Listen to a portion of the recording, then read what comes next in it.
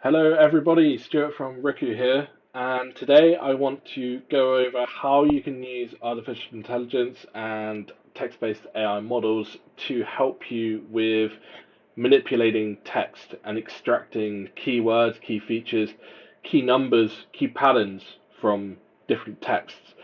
I came across this problem myself. I run a lot of processes on no code, low code tools like Integromat, Zapier, NA10, etc. And it's quite hard sometimes to extract something which has a pattern, right? So you might have a string of text or a string of numbers, and you're really just looking for a single part of that. There are ways to do it with regular expressions or running a bit of code, but one, we're trying to avoid code if possible, and two, learning regular expressions is not easy. The patterns on those things are pretty crazy. So the more we can avoid that, the better. So as we got playing more and more with this technology, we decided to actually use it in some of our processes. And I'll go through one of these right now, and then we'll look at an example of one that we could build as well. So in this example, you can see that what we're trying to do is we're trying to extract the string of numbers from the following URL. And here is the URL, and we are trying to extract this string of numbers here. And you can see that the way that we know that we're trying to extract this is because we have it as the output here. So we are providing the example so that AI knows from this URL, we want this string of numbers. And then to reinforce that with the AI and to make it really understand, we provide a second example.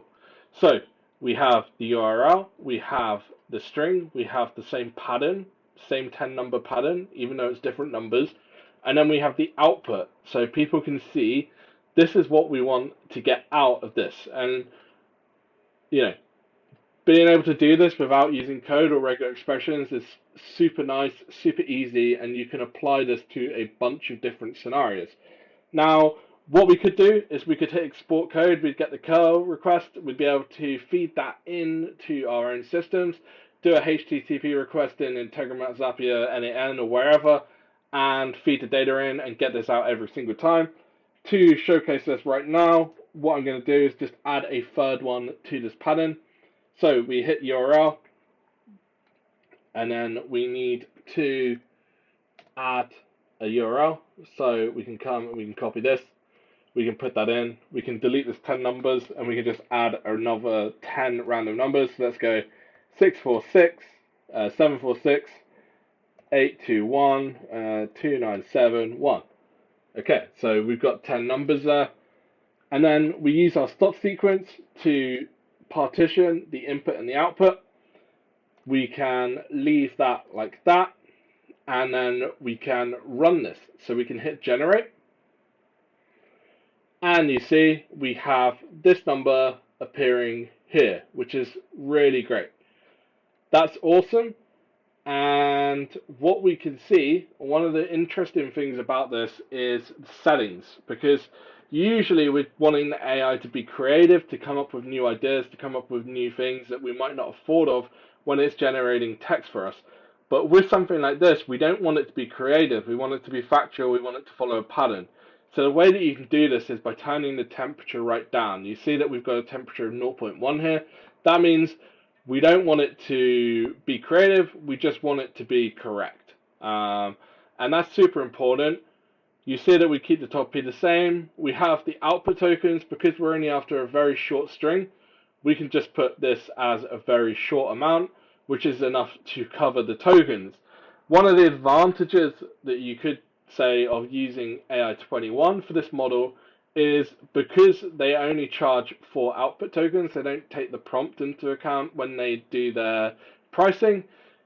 You can run this multiple times for a very cheap amount because you're getting literally no tokens out at a time. So that's a major advantage, but it's also a way, because we're using something which isn't the cleverest, it's just following a pattern, we can try some of the lesser models and see what comes up.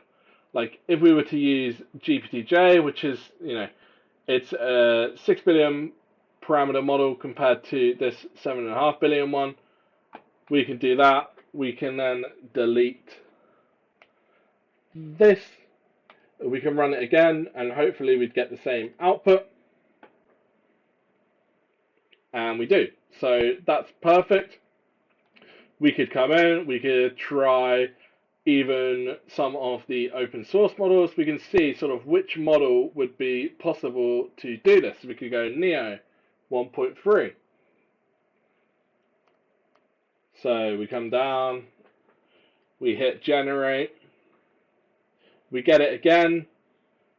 So you can see that you can look at the models and switch and contrast based on what you need. And if the pattern is relatively simple, then the cost of actually using AI to do this is pretty much zero, because you use one of the smaller models where the pricing is just fractions and fractions and fractions of cent, then you can run it multiple times and you wouldn't have an issue. So what if we wanted to take a list of names now and apply AI to it to give us the second name in the sequence every single time? So let's do that right now. Provide the second name in the list of names. And then we could say list. We could provide a list of names. I've copied some over here. So, and then we could put the stop sequence, and our output would be JSON. We go for the second list. We have some girls' names, and we can say Lizzie. So now we're going to provide it a third list,